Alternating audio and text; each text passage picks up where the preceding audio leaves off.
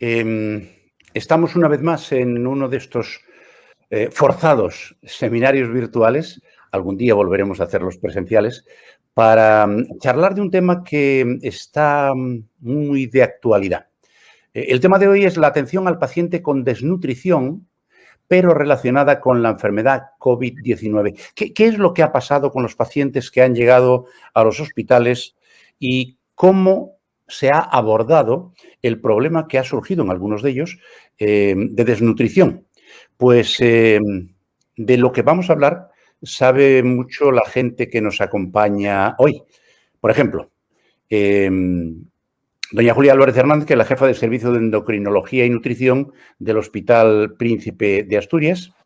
Miguel Ángel Martínez Olmos, que le tengo aquí cerca, es el jefe de Servicio de Endocrinología y Nutrición del Complejo Hospitalario Universitario de Santiago y que además es vocal de la Junta Directiva de la Sociedad de Nutrición Clínica y Metabolismo. Carlos Sánchez Juan, jefe de servicio también de endocrinología y nutrición del Hospital General Universitario de Valencia, y Ana Zugasti Murillo, que pertenece a la Junta Directiva también de la Sociedad Española de Endocrinología y Nutrición, y que además es la jefa de sección de dietética y nutrición del Hospital Clínica de Hospitales de Navarra.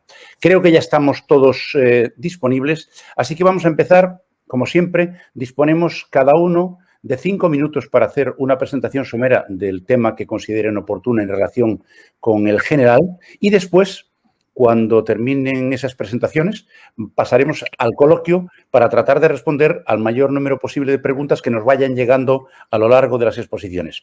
Así que, sin más, le voy a ceder la palabra a Julia Álvarez Hernández del Hospital Príncipe de Asturias para que proceda a contarnos lo que considero oportuno. Julia, 5 minutitos y te voy a cronometrar, ¿eh? Vale, buenas tardes. Cuando quieras. Perdón, antes de seguir. Los demás, por favor, apagad el micro para que así no entren ruidos de fondo y lo podéis activar cuando queráis decir algo, ¿de acuerdo? Gracias. Adelante. Bueno, pues lo primero agradecer a nuestro moderador la presentación y a la Fundación Bamber y a Nestlé Health Science la invitación a participar en este coloquio que vamos a poner en situación la desnutrición relacionada con la enfermedad en tiempos de COVID, ¿no? Me gustaría empezar diciendo que, haciendo caso a un aforismo anónimo que dice que solamente se ve lo que se sabe y que los saberes articulan las miradas. Y esto es realmente importante porque, no sé si ven ustedes la presentación, porque yo estoy teniendo que hacer la presentación desde el móvil. ¿La ven ustedes? ¿Ven ustedes la presentación? ¿Alguien me puede contestar? Porque No, en este momento no lo estamos viendo. Yo por lo menos no lo tengo en pantalla. Pero la ponía Daniel en la presentación. Por favor, Daniel. Estará en ello, seguramente. Vale. Espero que esto no me cuente el tiempo de conversación. No. Intentando ver si Daniel nos lo pone, decir por situar el problema que la desnutrición relacionada con la enfermedad tenemos evidencia desde hace muchos años del impacto que esto tiene en la morbimortalidad de los pacientes, en la alteración en la cicatrización de las heridas, en la larga convalecencia, en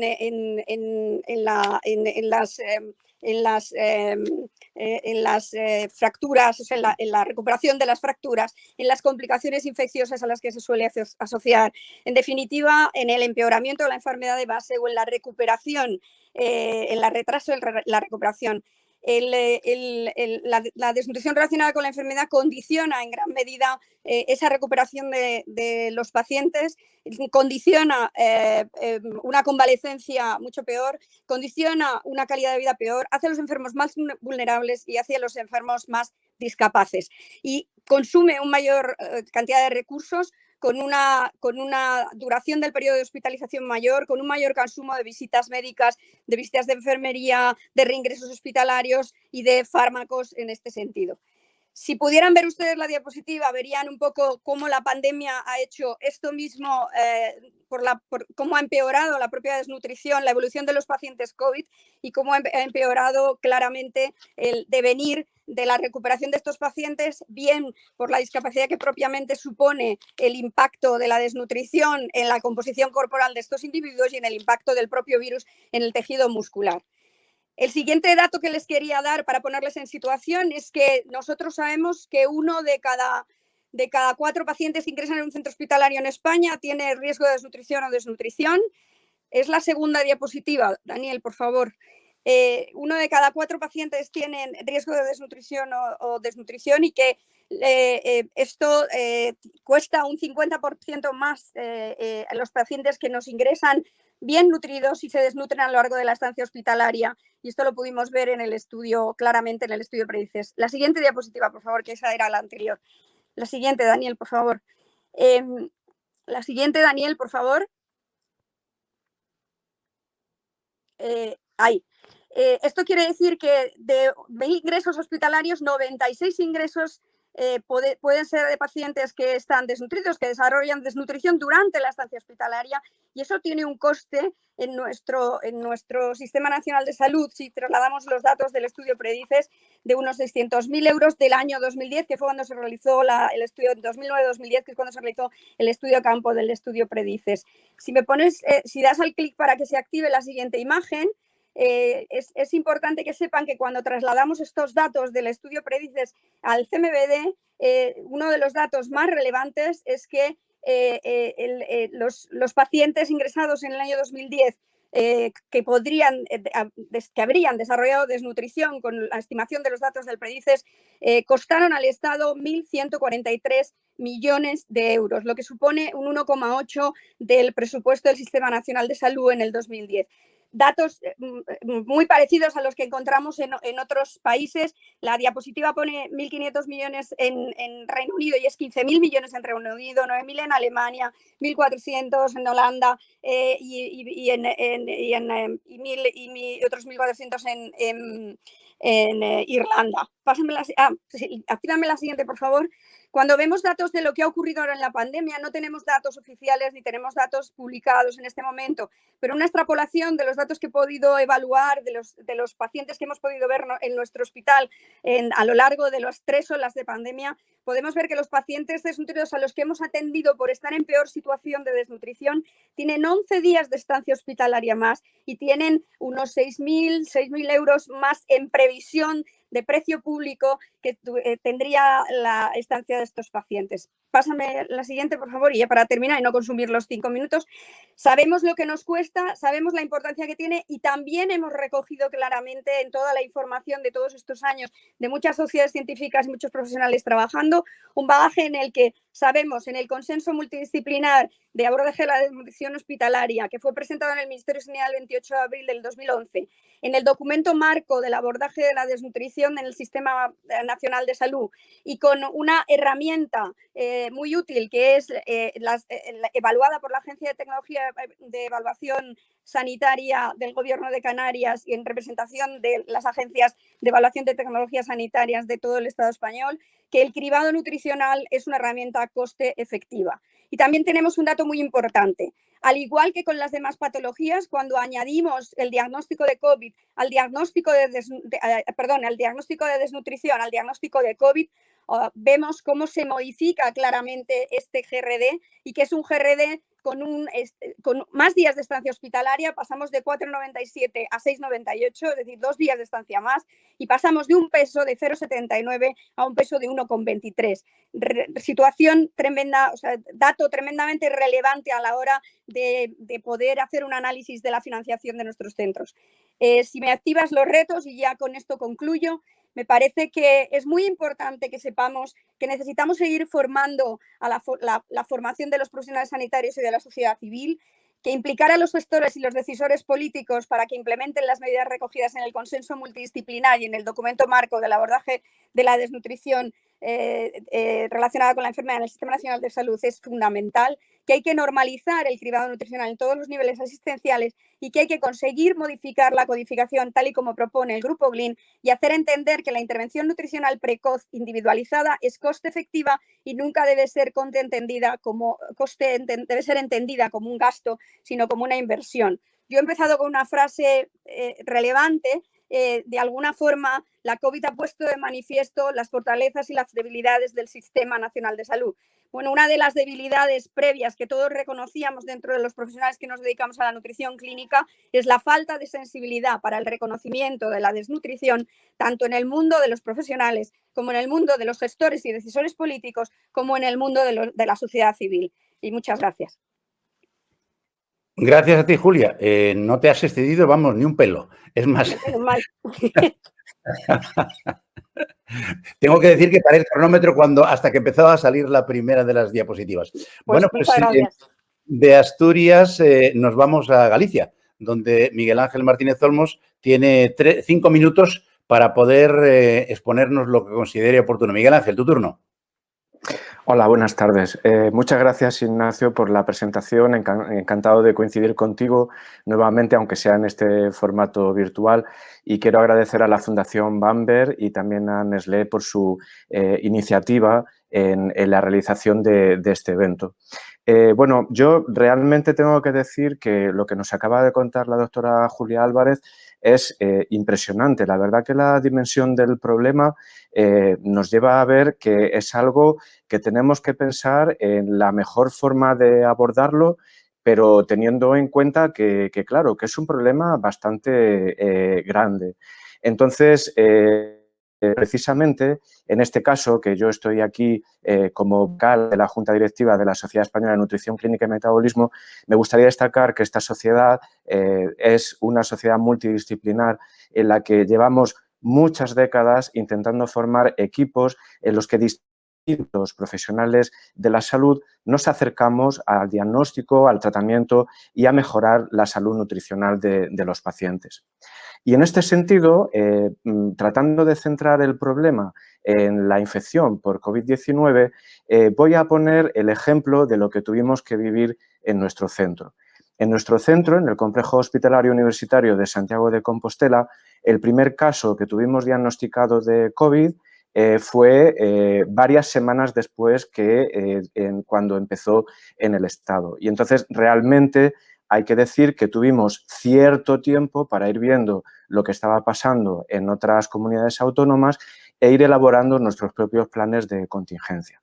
Una vez que pocas semanas después tuvimos el primer caso y ya empezó a ocurrir de una manera progresiva la incidencia en nuestra área, si bien no llegó a tener la fuerza que la ola tuvo en otras comunidades, establecimos nuestro propio plan de contingencia el 22 de mayo del año pasado. Y en estos planes de contingencia se contemplaba que se configuraban para la asistencia hospitalaria equipos COVID en los que habría un médico especialista en medicina interna o en neumología y además un médico de otra especialidad médica, además de un residente. El número de equipos COVID para la atención de estos pacientes es variable según la presión asistencial, estableciendo en función del número de pacientes que tuviésemos ingresados un mayor o menor número de equipos y, por lo tanto, la participación de más o menos especialidades médicas.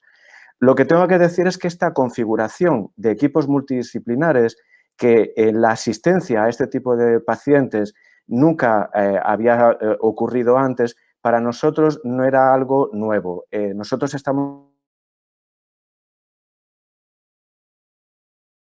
acostumbrados a trabajar, estuvimos en estos equipos desde el principio y durante todo el tiempo que fue necesario configurar estos equipos. Y además teníamos muy claro que estos equipos de atención COVID los tenían que liderar los especialistas en medicina interna y en neumología.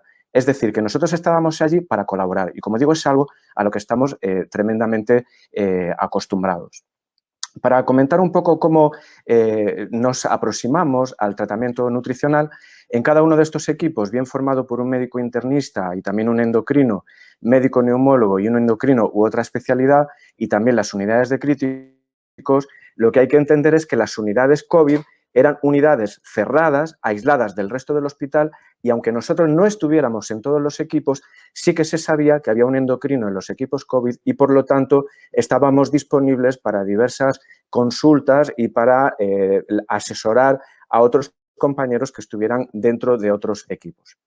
Al mismo tiempo, desde la unidad de nutrición, nuestra unidad de nutrición multidisciplinar, formada por especialistas en endocrinología y nutrición, por enfermeras especialmente dedicadas a la nutrición y también por nutricionistas y técnicos de dietética que tenemos la suerte de poder contar con ellos a través de nuestra fundación de investigación, y junto con el servicio de farmacia hospitalaria tuvimos la idea de proponer un protocolo de atención a los pacientes con problemas nutricionales y con infección COVID que fuese consensuado con los servicios responsables, medicina interna, neumología y unidades de críticos. Y la respuesta fue tan rápida que el propio día 22 de mayo de 2020, es decir, cuando se estableció este plan de contingencia, nosotros ya teníamos preparado un protocolo consensuado, en el cual, además de las acciones que voy a pasar a describir brevemente a continuación, teníamos la posibilidad, la disposición para actuar mediante una interconsulta electrónica de una manera rápida, recibiendo un aviso y poder actuar. Bien, nosotros en este equipo multidisciplinar establecimos un protocolo, como digo, automatizado, que lo que hicimos, aquí tenemos la versión definitiva, que fue de 2 días más tarde, del 24 de marzo, fue establecer claramente que todos los pacientes ingresados por infección COVID son pacientes de alto riesgo nutricional. Y entonces ya desde el momento del ingreso se recomienda una pauta dietética en la que se trata de cubrir sus necesidades nutricionales y se le aportaba ya desde el momento del ingreso de manera automatizada un suplemento hipercalórico e hiperproteico tanto en desayuno, comida y cena. Y además de esto... Te queda un minutito.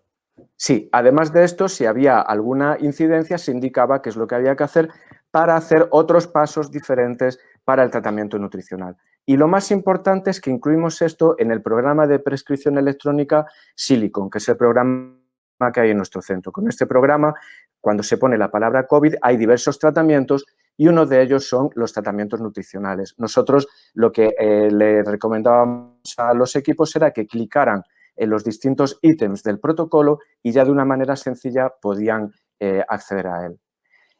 Otro aspecto muy importante es la continuidad del tratamiento. Una vez que ya el paciente sale de esa unidad especial COVID o de la unidad de críticos, es muy importante interactuar con el equipo, evaluar los problemas de disfagia que con mucha frecuencia presentan estos pacientes y cubrir las necesidades. Y, por supuesto, establecer la continuidad tras el alta hospitalaria, estableciendo un informe nutricional, un plan de cuidados y los consejos dietéticos, nutricionales y de ejercicio pertinentes.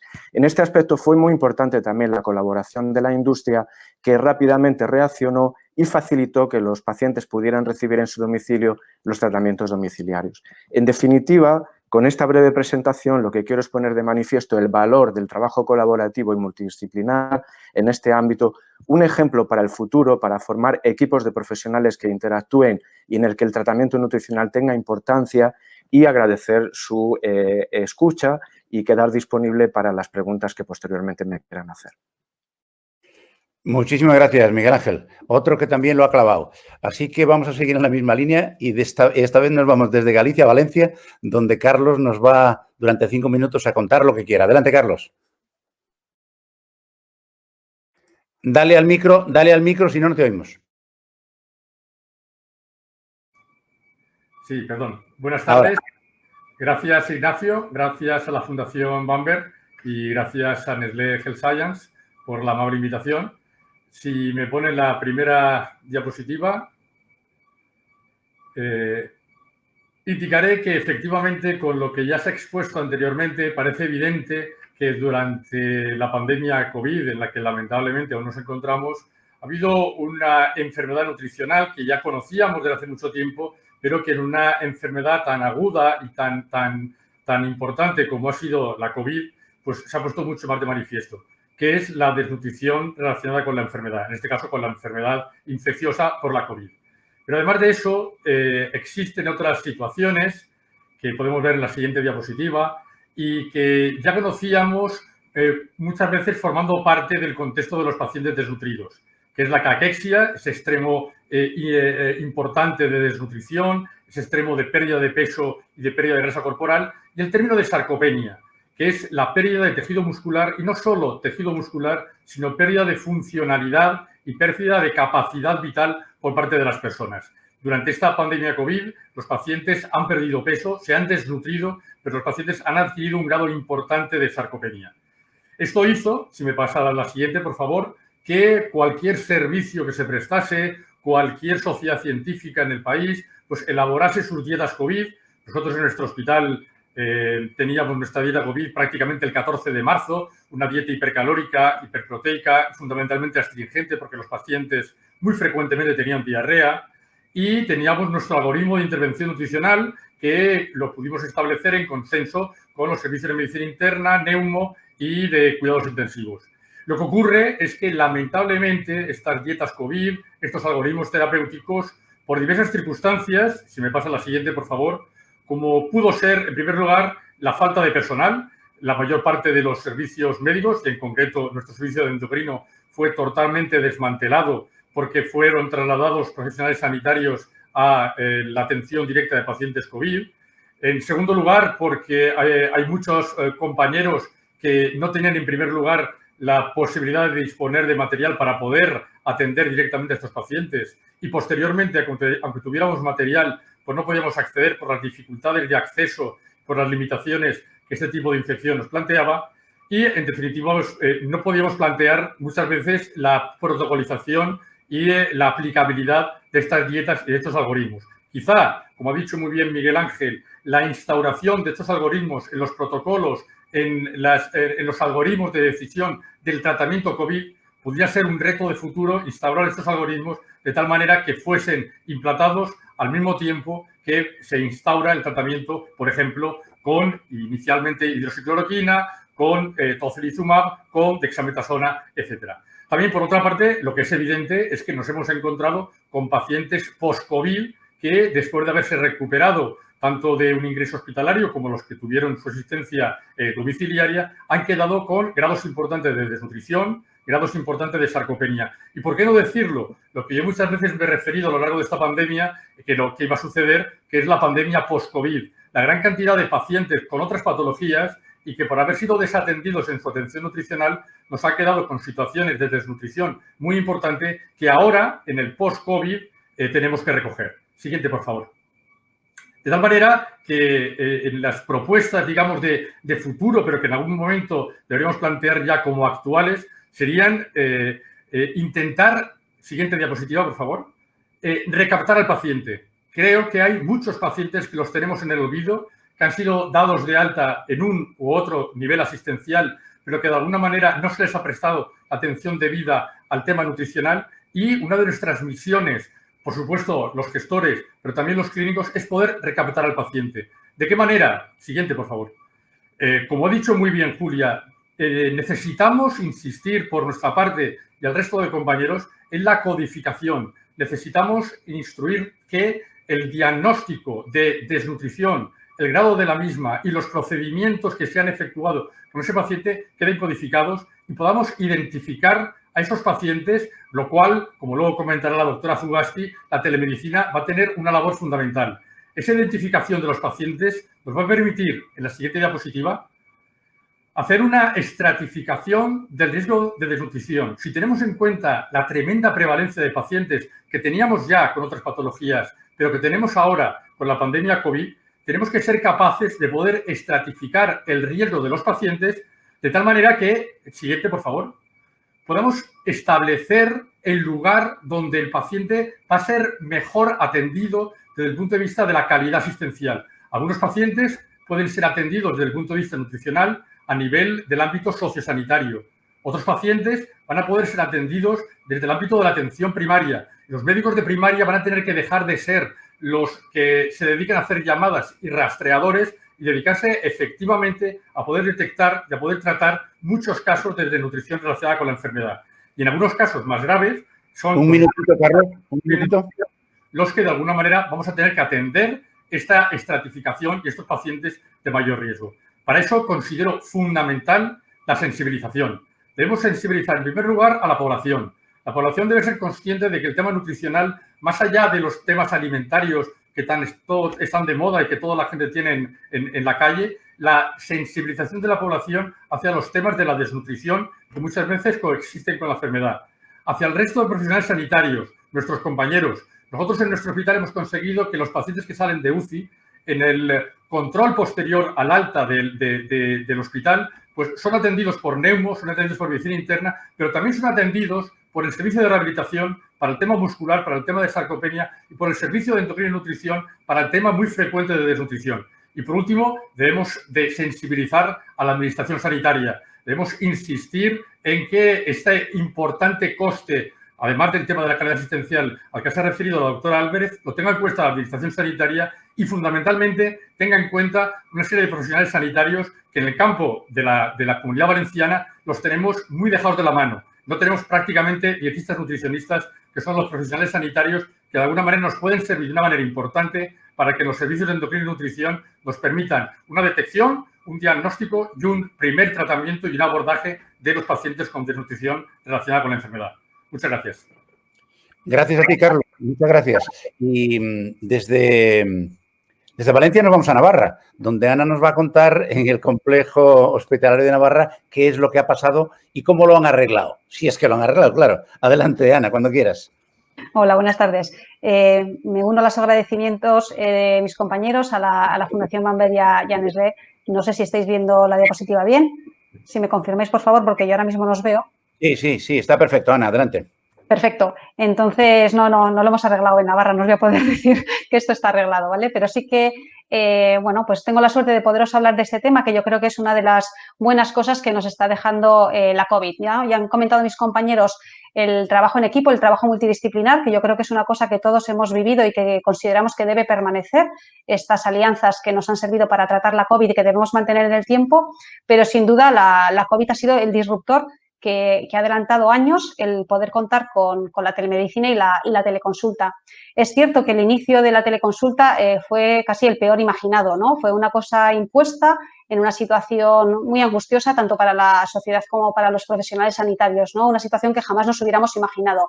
Y pacientes que tenían una cita para acudir a los centros hospitalarios, de repente se vieron que su médico le llamaba por teléfono.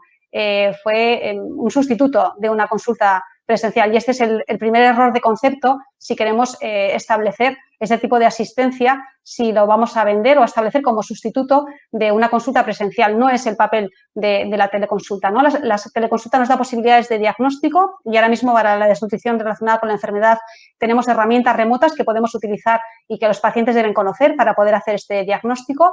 Debemos utilizarla para la monitorización de esta enfermedad y para el seguimiento. Y además nos da la ventaja, que han comentado también mis compañeros, de que puede ser llevado a cabo por un equipo multidisciplinar y que podemos ir solapando las citas y las revisiones distintos miembros del equipo, pero sin olvidar que va a ser una evaluación complementaria a la presencial. En relación a las necesidades es fundamental tener la tecnología suficiente, ¿no? Y me refiero no solo a los dispositivos, bueno, los cascos y, digamos, los teléfonos disponibles, que evidentemente tienen que ser dispositivos corporativos, sino dispositivos seguros en los que el manejo de datos tengamos esa seguridad de que no va a haber ninguna salida ni que se van a exponer. Y que las plataformas sean interoperables. Ahora mismo tenemos pacientes que van a volcar datos en distintos dispositivos en sus domicilios y que esos datos tienen que llegar a la historia clínica. Por tanto, esas plataformas hay que hacer una inversión para que en los próximos meses podamos tener una teleconsulta de calidad. Y en relación a la desnutrición relacionada con la enfermedad, tendremos que tener planes asistenciales integrados, también lo han comentado mis compañeros, en los que quede establecido qué papel y en qué momento van a ser atendidos los pacientes en atención hospitalaria o en atención primaria y por qué miembro del equipo.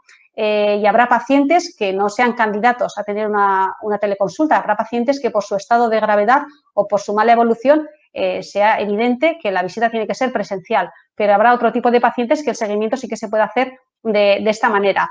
Y desde el principio tenemos que tener establecidos los objetivos metabólicos y los objetivos de esta teleconsulta, que no tienen por qué ser los mismos de una consulta presencial, pero tienen que estar definidos en estos procesos asistenciales.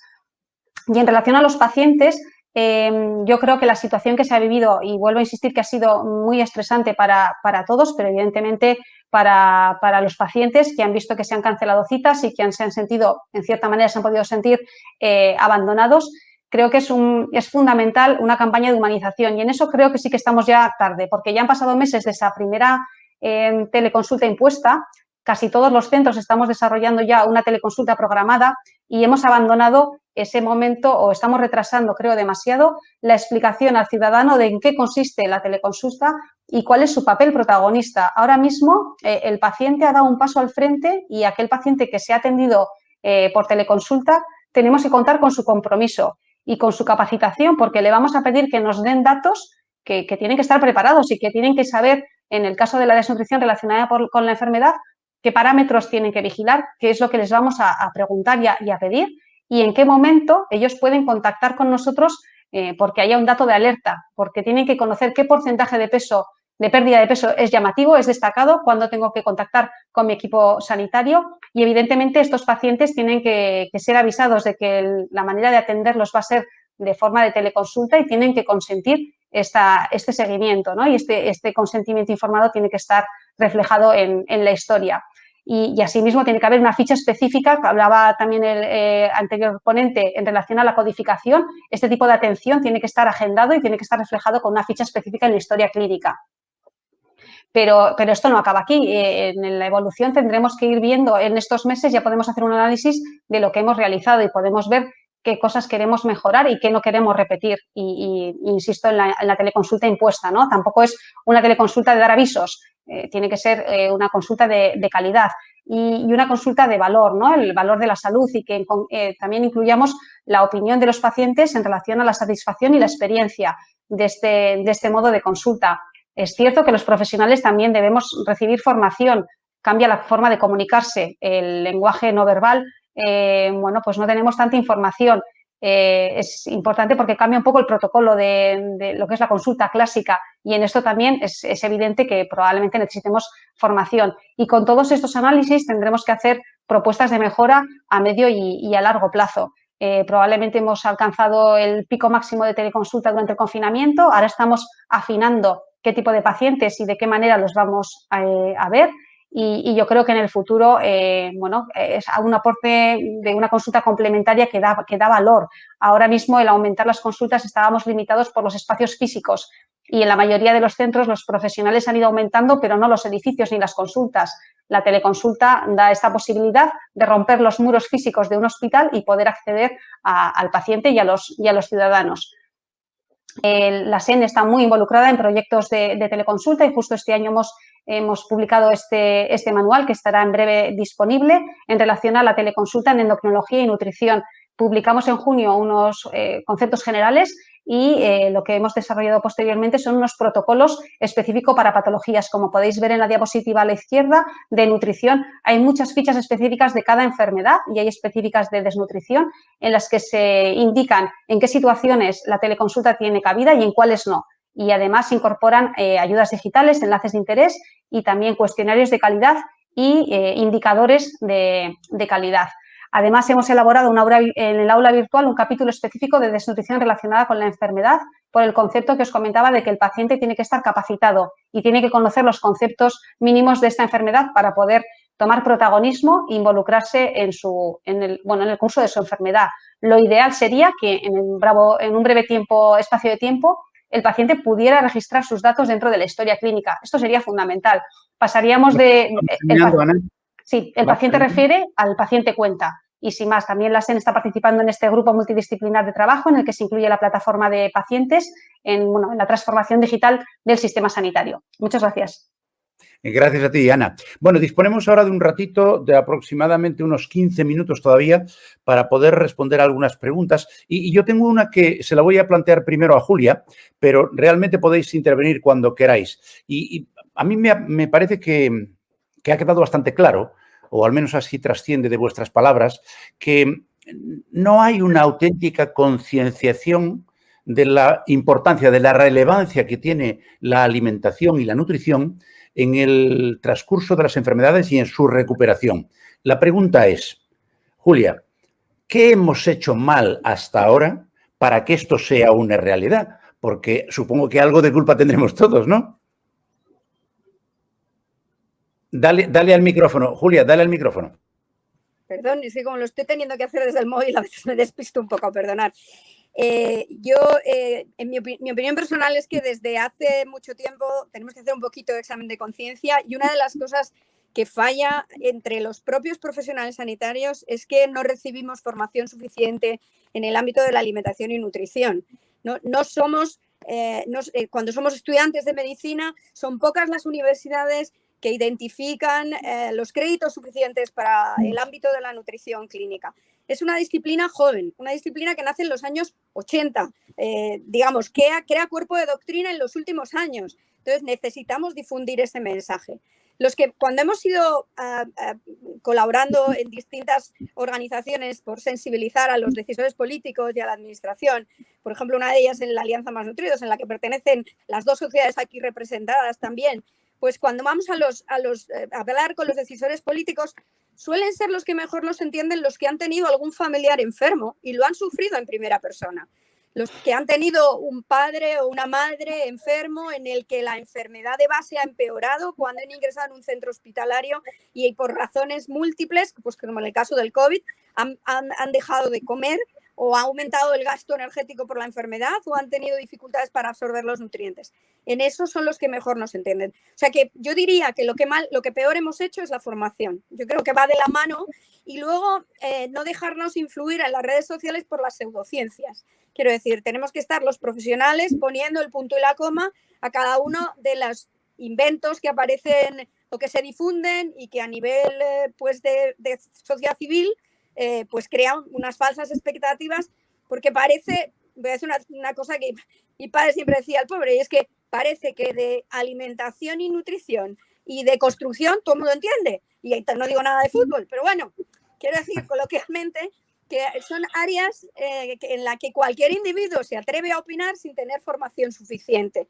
Entonces, me parece que hemos hecho mal eso, hemos hecho mal con no contar con todas las profesiones sanitarias implicadas, y mis compañeros han hecho mención al tema de las dietistas, al tema de las enfermeras con formación específica en nutrición, etcétera, etcétera.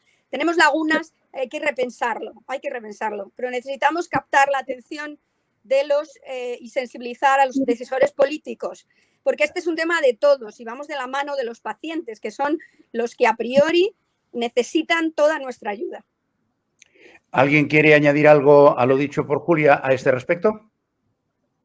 Vale, pues si no queréis decir nada. A mí me gustaría simplemente añadir que en la misma línea que estaba comentando Julia y que hemos comentado todos, sí me gustaría destacar la experiencia de estar junto con otros profesionales, es decir, formando equipo con otros profesionales, como a ellos también les ha venido muy bien para empaparse de sensibilizarse y empaparse de lo que nosotros le podíamos enseñar. Y como digo, aunque nosotros no estábamos en todos los equipos, sabían que en el control C había un endocrino y venían allí a preguntarnos y a consultarnos si tenían alguna duda con algún paciente concreto, aparte de lo que nosotros de manera automatizada habíamos puesto a su disposición. Yo creo que esa presencia y esa interacción es muy importante, porque ahí es donde pueden ver el valor de lo que nosotros podemos aportar.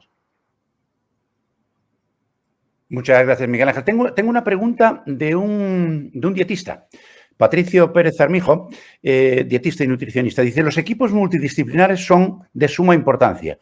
¿Cómo conseguir un buen resultado cuando la presencia de los dietistas nutricionistas en la atención hospitalaria es escaso? A ver, ¿quién torea este toro? Yo, si quieres, porque lo he nombrado. Venga.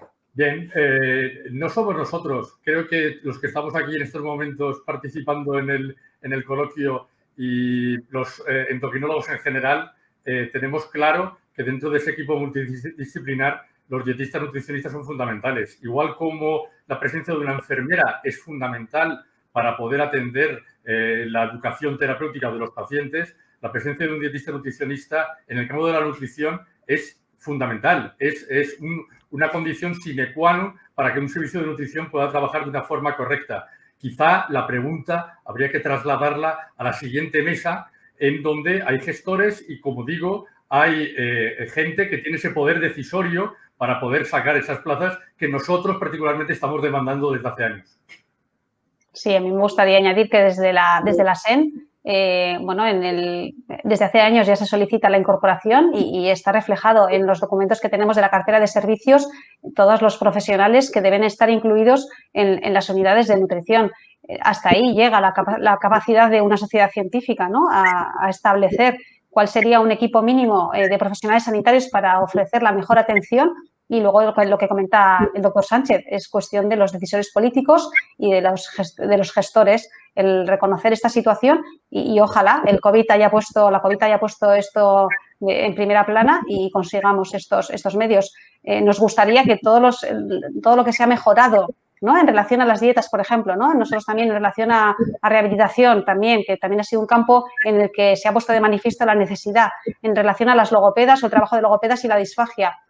Esperamos que todas estas herramientas que han surgido y que se han potenciado con el COVID no desaparezcan, ¿no?, y que dentro de un año no estemos echando de menos que venga una pandemia y que nos agite y que nos dé todas estas posibilidades. Yo tengo una curiosidad que quiero plantearos.